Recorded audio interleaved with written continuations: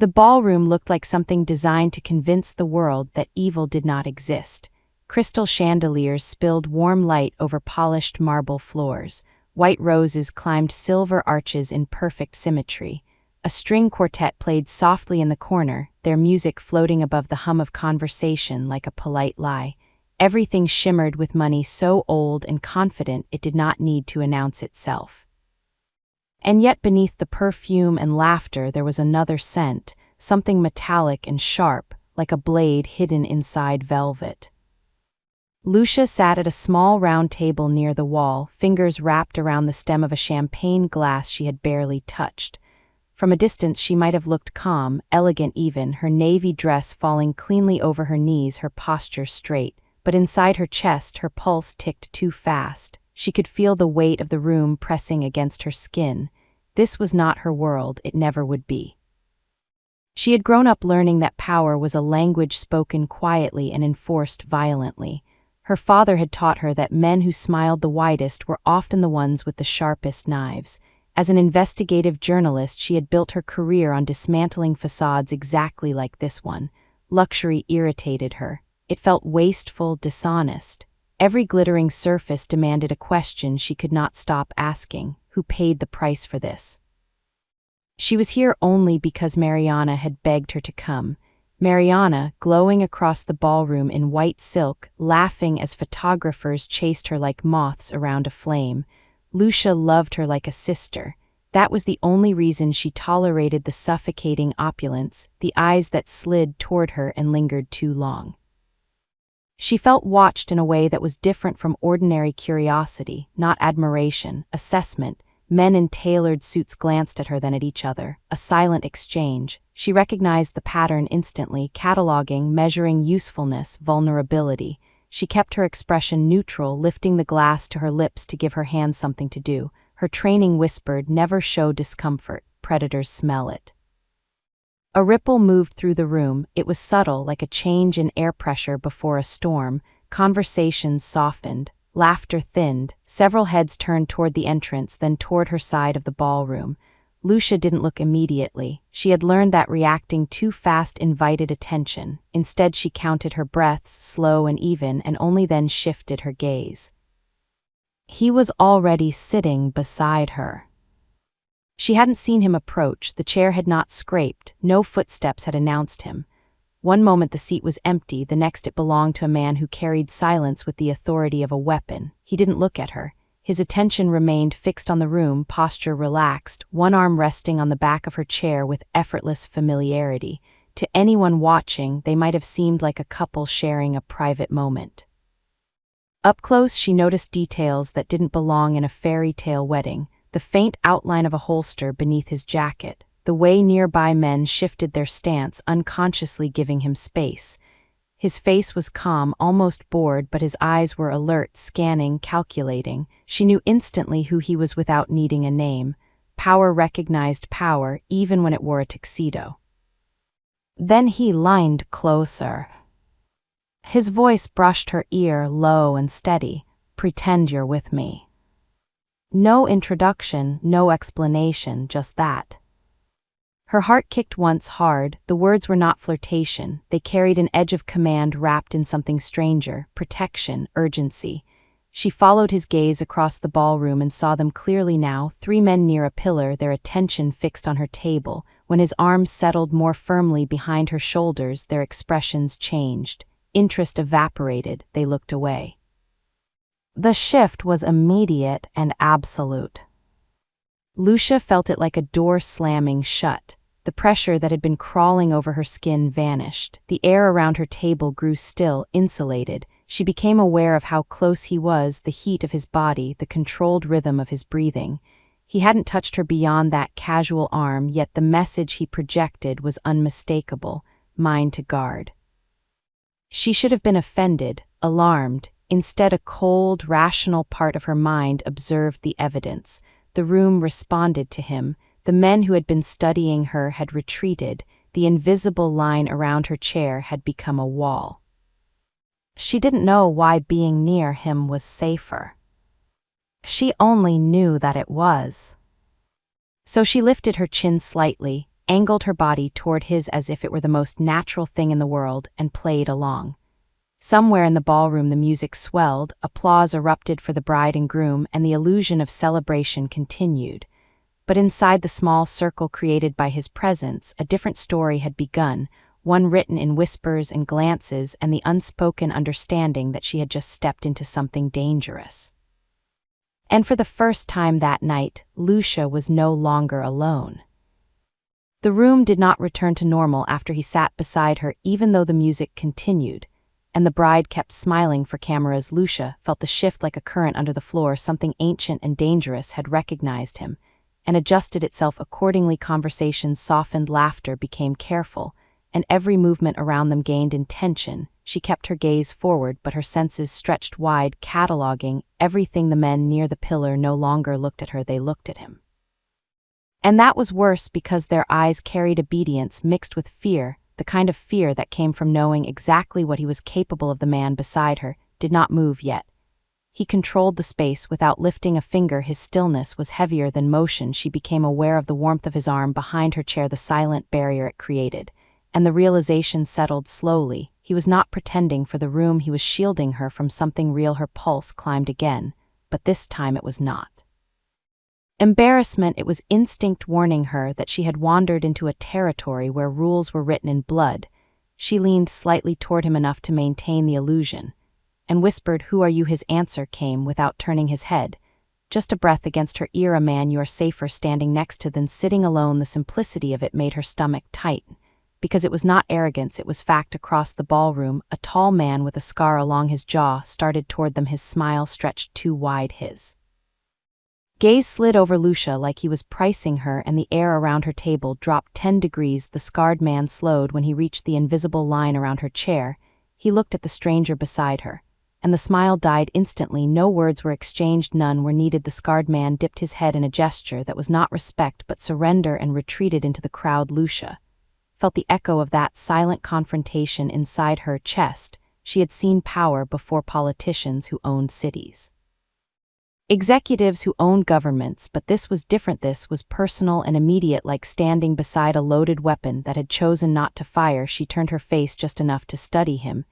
His profile was carved from calm eyes, gray and unreadable mouth, relaxed yet hard, as if smiling was a foreign language you did not have to learn. His gaze flicked to her for half a second, and she felt pinned in place, not threatened, not hunted, simply seen. In a way that stripped away pretense, he returned his attention to the room and spoke again, softer this time. "They were deciding if you were alone. Now they are deciding if you belong to me." The words should have offended her, they should have sent her running.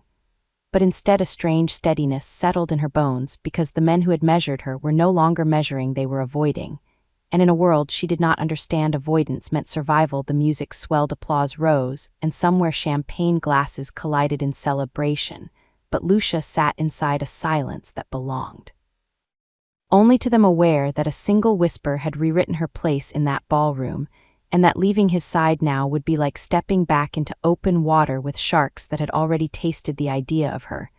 And for reasons she could not name, she stayed perfectly still and let the illusion hold, knowing that whatever he was, whatever storm followed in his shadow, she had just been pulled into its eye, and the night was far from finished. The wedding ended in a blur of applause and flashing lights, but Lucia never remembered standing up or saying goodbye. She only remembered the moment. He removed his arm from behind her chair, and the cold air rushing back like a tide returning after a storm, the protection vanished instantly, and the room noticed several heads turned again, curiosity sharpening. But this time he stood and offered his hand without looking at her, and every instinct told her to take it. She placed her fingers in his palm, and the contact was firm, warm, controlled. He guided her through the crowd, and people moved before he even reached them, like a path opening in a forest that feared the fire inside him. Outside, the night air hit her lungs, and she realized she had been holding her breath for hours. The street was lined with black cars' engines, idling softly. Men in dark suits stood at attention, pretending not to stare at her. He opened the door of one vehicle and paused, his gaze locking onto hers for the first time without distraction. "If you get inside, you stay with me until morning," he said quietly. No threat, no persuasion, only truth. She should have refused. Every rational part of her mind screamed to step back, to walk away, to return to her normal life of small apartments and honest danger. but the memory of those eyes watching her across the ballroom rose again, and she understood something simple: the world she was leaving behind was safer with him than without him. She slid into the car, the door closed, and the city began to move. The interior smelled of leather and something darker like smoke and steel. He sat beside her, not touching yet filling the space completely. The windows were tinted, turning the outside world into shadows. "Who are you really?" she asked, finally, her voice steadier. Then she felt he studied her reflection in the glass before answering. "My name is Alejandro. And tonight you were seconds away from becoming a message sent to me." Her stomach dropped. "A message from who?" "Enemies," he said calmly. "And there are many." He did not elaborate, and somehow that made it worse. The car turned onto a private road, and the gates ahead opened without slowing. Guards watched the vehicle pass with weapons visible, not hidden, not disguised, as they stepped inside a residence that felt less like a home and more like a fortress. Lucia felt the weight of stone walls and silent cameras tracking her every movement. Alejandro stopped in the center of the hall and faced her fully. "You are safe here," he said, "but safety has a price. Tomorrow, the people who saw you beside me will believe you belong to me, and belief in my world becomes reality." She felt the meaning settle into her bones. Belonging was not romance, it was territory, protection, and danger braided together. "You used me as a shield," she whispered. "No." He replied softly, "I made you one, and shields are guarded more fiercely than swords." The power in his voice was not loud, but it carried history and blood. She should have been terrified. She was terrified, yet beneath the fear, something else stirred, a dangerous awareness that standing at the center of his storm meant no one else could reach her without going through him. And as the doors locked behind them with a final echo, Lucia understood that the illusion born in a ballroom had become something heavier than pretense. She was inside his world now, and leaving would not be simple, because in the eyes of men who ruled by violence, she was no longer a stranger, she was his, and that single fact would rewrite every step she took from this moment forward. Morning did not arrive gently inside the fortress. It arrived like a verdict. Lucia woke to silence, so complete it felt engineered. The bed beneath her was too soft, the air too clean, the curtains sealed against the outside world. For a moment she did not remember where she was, and then the memory returned like a blade sliding into place. The wedding, the whisper, the gates closing. She sat up fast, her pulse racing, and scanned the room. Cameras hidden in corners, doors without handles, luxury that functioned like a cage. She stood and crossed to the window, but the glass reflected her face instead of the city beyond. It was not a window, it was a mirror designed to remind her that escape here was theoretical. The door opened without a knock, and a woman stepped inside carrying a tray of coffee and clothes, her expression polite but distant. "Miss, the man of the house requests your presence when you are ready." The wording was careful, not invitation, not command. Something in between. Lucia dressed slowly, every movement deliberate, her mind cataloging exits, angles, weight of objects. She followed the woman through corridors that swallowed sound. Guards watched without staring, hands resting near weapons. The architecture itself felt defensive, walls, thick corners, sharp lines meant to funnel movement. They reached a dining room washed in morning light, and Alejandro sat alone at the long table reading a tablet, as if he ruled a company instead of a kingdom built on fear. He looked up when she entered, and the room shifted its gravity again. "Sit," he said quietly, and she obeyed before realizing she had not decided to obey. The coffee tasted perfect, which irritated her, because it meant he controlled even small comforts. "Why am I still here?" she asked. He folded the tablet and met her gaze, because leaving now would be interpreted as weakness, and weakness invites correction. She felt the chill of that word, correction. How many times had he said it and men disappeared afterward? His tone remained calm, but the implication was brutal. "You stood beside me last night. The room accepted it, the city accepted it. If you walk out today, someone will try to test whether you are still protected. And if they succeed, the message spreads." His eyes softened just a fraction. "And I do not allow messages to be written with you." Lucia held his stare, searching for cruelty, and finding none, which unsettled her more than violence would have. "You're making me part of your war," she said. "I am keeping you alive inside it." He answered. The truth sat between them, heavy and undeniable. A guard rushed in, then breath tight. A whisper passed to Alejandro, and the temperature in the room dropped. He rose instantly, the chair sliding back with controlled force. "They found one of ours outside the gate," he said, without looking away from Lucia. Hands bound, throat cut, a greeting from someone impatient. Lucia felt her stomach twist. Death was not abstract here. It arrived at breakfast. Alejandro stepped closer to her, and the entire fortress seemed to lean with him. "Listen to me carefully," he said, his voice low and absolute from this moment forward. You do not move without me or my men, you do not answer unknown calls, you do not trust smiles, and you do not believe anyone who says they come in peace, because peace is a costume worn by predators. His hand hovered near her shoulder, not touching, but promising protection and violence. In the same breath, you are inside my circle now, and circles like mine close tight. The weight of his words sealed the room. Lucia realized this was no longer about pretending or convenience. The city had already written her name beside his, and somewhere beyond those walls, someone was sharpening a blade with her face in mind. She nodded once, not in surrender, but in understanding, and Alejandro allowed himself a single breath of relief before turning toward the corridor where death waited to be answered, and Lucia stood alone in the echo. He left behind knowing the next time blood spilled it would be because of her or for her, and in this world those two things were the same. The fortress did not feel the same after the body at the gate. Lucia could not see the blood, but she felt its echo in the walls and the way the guards moved sharper, faster, like animals that smelled a coming storm. Alejandro did not return for hours, and time stretched into something heavy. She walked the corridors escorted by silent men who never turned their backs on doors. Every room she passed held evidence of a life built for siege, weapons hidden in art, reinforced glass disguised as elegance, cameras watching from angles designed to remove blind spots. This was not wealth, this was survival architecture. And she was walking through the anatomy of a war she did not understand, yet her journalist mind catalogued everything: angles, patterns, weaknesses. Because fear did not erase training, it sharpened it. She reached a balcony overlooking a private courtyard where men trained with quiet brutality, no shouting, no wasted motion, only efficiency. Blows landed like punctuation, final, controlled. Alejandro stood among them. Jacket removed, sleeves rolled, his presence altering the rhythm of the group. He moved with the kind of precision that came from years of violence learned and mastered, not enjoyed, not flaunted, simply accepted as a language.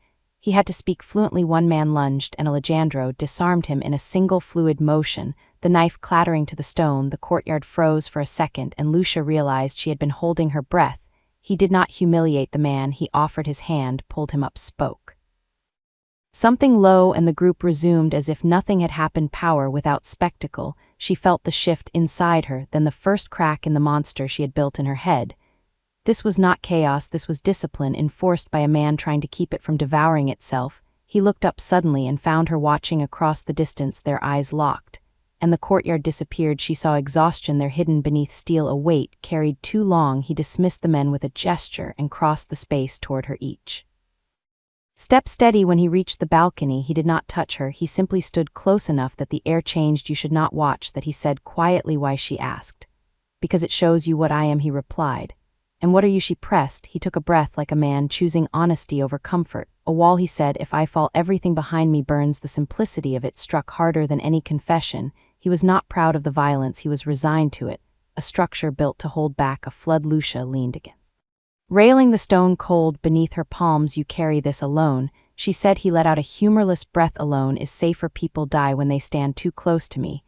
She almost laughed at the irony. Standing close was exactly what had saved her. He turned his head slightly. You should leave when this settles, he added. You do not belong in this world. The words should have felt like dismissal, but they carried something softer, concern disguised as distance. And for the first time she saw the contradiction at his core. A man built to command destruction, trying desperately to keep one person untouched by it. Her chest tightened, and she hated the feeling because it was not fear, it was empathy, and empathy was dangerous here below them. The men resumed training, steel flashing in the sunlight, and Lucia realized she was not watching strangers, she was watching the cost of his survival. Every bruise, every scar, a tax paid to keep his empire standing. And somewhere in the city someone was still writing threats in blood. She turned back to him. You cannot keep me safe by pushing me away, she said quietly. He met her gaze, and something unguarded flickered there. I am not trying to keep you safe, he answered. I am trying to keep you alive. The distinction settled, heavy and undeniable. And in that moment the fortress felt smaller, the war closer, and the man beside her less like a tyrant and more like a dam holding back a darkness that would swallow them both if it ever cracked. The document did not announce itself, it waited buried inside a folder that did not belong to him. And that was what made her hands go cold. Lucia stood alone in a quiet side office, while the fortress breathed around her guards moved outside voices passed like shadows, and the screen in front of her glowed with numbers that finally aligned too clean, too perfect. The signature at the bottom stopped her breath, because she had seen it before on invitations, on legal filings, on the casual authority of his name written. With controlled confidence, Alejandro Morel, the letters carried his weight, his certainty, his rule. She stared at it longer than necessary, hoping the shape would change, hoping her eyes had betrayed her training. But it did not change. The seal was there, the approval mark, the final permission for money to move into places it should never reach. Her chest tightened, and for the first time since entering his world, she felt truly alone. She did not cry, she did not panic, she did what she had always done when the truth hurt. She examined it from every angle, she checked dates, cross-referenced accounts, followed the trail again and again. And every path curved back to him, or at least to his name. The fortress that had felt like protection now felt like a witness. And she understood the cruelty of it. If this was real, then every quiet moment, every shared silence, every unguarded look had been built on a lie. She closed the file, but the image burned behind her eyes. That night the air between them shifted before either spoke. Alejandro noticed everything, and he noticed her distance immediately, the way she no longer leaned toward him, the way her gaze slid away. When he entered the room, they sat across from each other, at the long table, candles burning low, the fortress holding its breath. He broke the silence. First, something has changed. His voice was calm, but the steel underneath was awake. Lucia folded her hands to stop them from shaking. I found something, she said. The words tasted like glass. His eyes sharpened, but he did not interrupt. She continued. The transfers, the shell accounts, the signature at the bottom, it carries your name. The silence that followed was not empty, it was violent, contained. Alejandro rose slowly, the chair moving back with deliberate control, and crossed the space until he stood in front of her, towering, not threatening, but impossibly still. You search my records, he said, not accusation statement. I searched the truth, she replied, her voice steady despite the storm inside. His jaw tightened and something closed in his eyes, something ancient and cold that made the walls feel closer. You were never supposed to look there, he said quietly. And now I have, he answered, her gaze locked with his, and neither of them blinked. What do you think you found, he asked finally, and she heard something dangerous in the softness of his tone. I think someone used your name, she said, or I think you signed it. And let the world burn. She did not soften the words, because truth did not survive gentleness here. The room seemed to tilt, his expression hardened.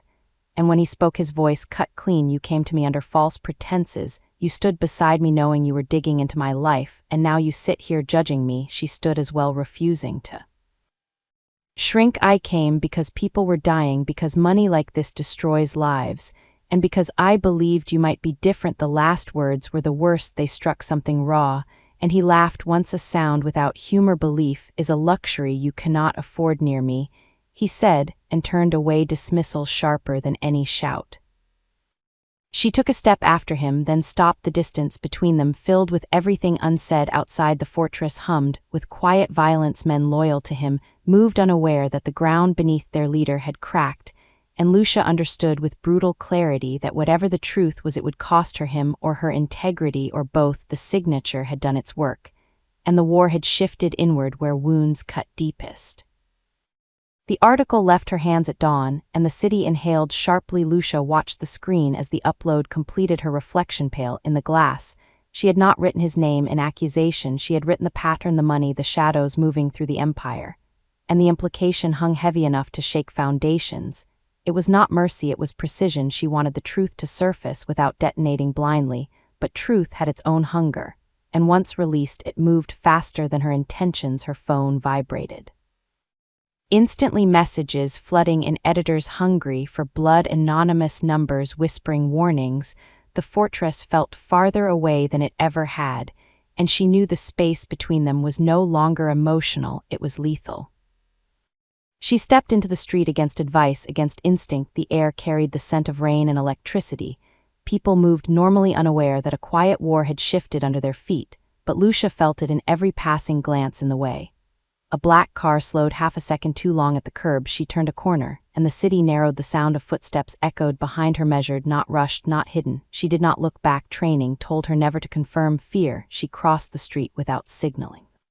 Footsteps followed, her pulse climbed, and the article burned in her pocket like a flare. She reached the subway entrance and the footsteps accelerated. A hand closed around her arm, not violent, but absolute. She twisted, instantly, elbow striking bone. The man grunted, but did not release her. His grip tightened, and she saw his face calm, professional, eyes empty. He leaned close and spoke softly. You should not have written that. The world seemed to contract to the space between them, and she tasted metal in her mouth. Then another hand seized his wrist, and the grip on her vanished. The man staggered backward and hit the wall hard. Alejandro stood between them, his expression stripped of everything human, gray eyes cold enough to freeze breath. He did not raise his voice. You were told she is under my protection. The man swallowed, and for a moment Lucia saw real fear flicker. Their orders change, he said weakly, and Alejandro's mouth curved into something that was not a smile. Then so do consequences. It happened faster than thought. A movement, a crack. The man collapsed, gasping, alive, but broken. The message delivered without excess. Alejandro turned to Lucia, and for a heartbeat the cold vanished, replaced by something raw, anger tangled with relief. You walk alone after exposing my empire, he said quietly. Do you want to die? She met his gaze and saw the cost of what she had done written in the tension of his shoulders. I want the truth, she answered, and the words sounded smaller in the air between them. He exhaled sharply and dragged a hand through his hair, the gesture human and exhausted. The city is not a courtroom, he said. Here truth bleeds. Sirens wailed somewhere distant, the sound folding into the rhythm of the street. Alejandro stepped closer, and the space around her sealed again, the invisible wall rising. He did not touch her, but the heat of him wrapped around her like armor. From now on you do not leave my sight, he said, not as command, but as survival. She nodded, because the evidence lay broken at her feet. The war she had ignited was no longer theoretical. It walked the streets wearing ordinary faces and carried quiet knives as they moved. Together through the crowd, Lucia felt the weight of every eye sliding away from them, the city recognizing its predator and making space. And she understood with terrifying clarity that publishing the truth had not freed her, it had bound her tighter to the man she was trying to judge. And somewhere beyond the skyline, someone was watching, calculating the next move in a game that had only just begun. The kidnapping did not begin with shouting or violence. It began with silence, the kind that falls when the world decides to hold its breath. Lucia stepped out of the car for less than 5 seconds, the fortress gate already opening, guards scanning rooftops. The street looked ordinary, too ordinary, and her instincts screamed a warning. Too late, the van appeared from nowhere, tires whispering instead of screaming, doors sliding open like a mouth. Men moved with surgical speed, hands gloved, faces calm, one arm locked around her waist, another over her mouth. The chemical sting flooded her lungs, and the fortress blurred. Alejandro's voice cut the air behind her, sharp enough to split stone, and she felt the men hesitate for a fraction of a heartbeat before they committed to the act. The world folded inward. The last thing she saw was him running toward her, expression stripped to pure fury. She woke to metal and cold, the chair beneath her wrists biting into rope. The air tasted of rust and damp. Her head throbbed, and the warehouse lights hummed overhead, flickering like nervous thoughts. Footsteps echoed, deliberate, confident, and the man who stepped into her vision carried himself with the ease of someone who believed he had already won. Ernesto Vidal, Alejandro's underboss, his smile polite, his eyes empty of warmth. I warned you, he said almost gently. Journalists die all the time, no one remembers their names. Lucia forced her spine straight. Fear clawed at her ribs, but she would not give him the satisfaction of seeing it. You used his name, she whispered. The accusation burned brighter than the pain. Ernesto laughed softly. I built his empire while he played king. Money moves because I move it, and now the throne is mine. His hand brushed the knife at his belt, not a threat, yet a promise. The sound of engines roared outside, and his expression tightened. Police, he muttered, irritated. Alejandro would come first. Lucia knew it with the certainty of gravity, and the knowledge hurt because he would walk into this trap for her. The doors exploded inward, not with chaos, but with violence shaped into purpose. Alejandro entered like a storm, wearing a man's body gun already raised. His eyes found hers instantly, and the room vanished. Everything narrowed to that line of sight. Ernesto reacted faster than fear should allow. The knife pressed against her throat, skin breaking just enough to sting. One more step, and she dies, he said calmly. The police froze at the threshold, guns trained, but useless. The air thickened into something suffocating. Alejandro's voice, when it came, was raw, stripped of command, stripped of pride. Ernesto, this ends now, Let her go, you still walk out alive. The lie hung, fragile Ernesto smiled. You were always weak, where it mattered, he whispered, and Lucia saw the moment he decided to win by taking her with him. Alejandro moved before thought could catch up. He lunged, the knife flashed, pain burned across her arm, and the gunshot shattered the warehouse walls. Police surged forward. Ernesto hit the ground, screaming alive. But finished, Lucia collapsed into Alejandro's arms, blood warm against his hands. His mask was gone, terror naked in his face. Stay with me. He begged, the words breaking apart. Don't close your eyes. She tried to answer, but the world dimmed his voice. The only anchor left, the sirens rose around them, but all she felt was the way he held her, like something irreplaceable, and in that grip she understood the final truth of the war she had stepped into. He would burn cities to keep her breathing, and somewhere inside that brutal devotion was a love neither of them had named, yet but both had already surrendered to. The hospital smelled like antiseptic and fear. Alejandro sat outside the emergency room with blood drying on his hands, and could not remember how to breathe. Men who commanded armies were not meant to sit in plastic chairs under flickering lights. But he did not move. The empire could collapse outside those walls, and he would not look away. His mind replayed the knife, the flash of red, the weight of her in his arms. Every second stretched into punishment. Guards lined the corridor, pretending to watch the doors, but their eyes kept drifting toward him, waiting for orders, waiting for the man who never hesitated to become himself again. And he could not, because the only order that mattered was being written behind that door, in the rhythm of a machine he could not see. Hours passed, or minutes, he lost the difference. Time had no shape without her voice. The doctor finally emerged, face calm in the practiced way of someone who had delivered both miracles and disasters.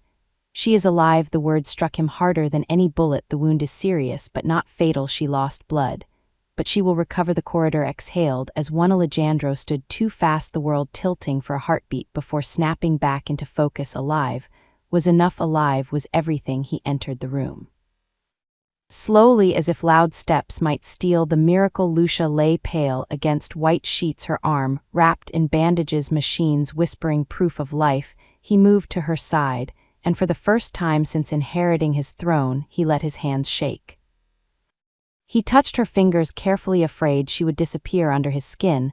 I should have seen it, he whispered. I should have ended him before he ever looked at you. Guilt tasted bitter. He had built a fortress, and still she bled inside it. What kind of king fails the one person he promised to protect? Her eyelids fluttered, and his heart stopped. Lucia opened her eyes, confusion passing through them before recognition settled, and relief flooded her expression. You look terrible, she murmured, and the weak humor shattered him. He laughed once, a broken sound. You almost died, he said, and she studied his face as if seeing something new. Maybe she did, because the armor was gone. The man who ruled with cold precision was sitting in its place, raw and terrified.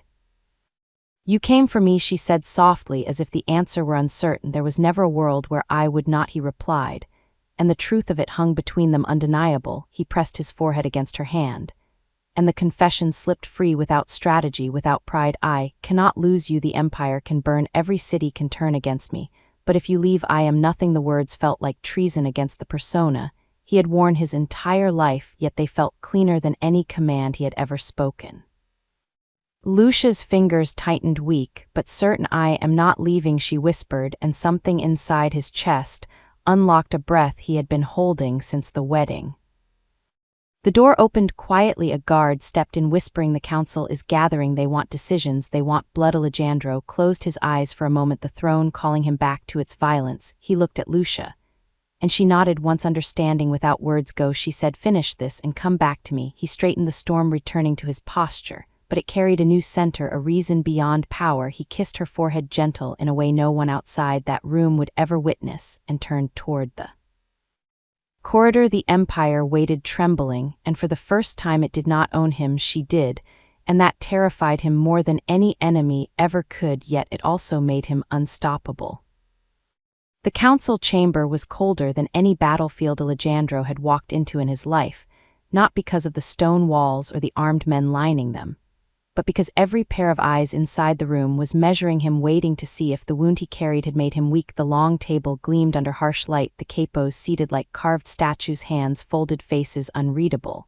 and at the far end Ernesto sat in chains, yet smiling, blood still dried at his collar, but his gaze burned with the satisfaction of a man who believed chaos was already winning. Alejandro entered without hurry, the doors closing behind him with a final echo that sealed the room. The guards stepped back, and silence spread thick and deliberate. He did not sit, he stood at the head of the table and let the weight of his presence settle until the air bent around him.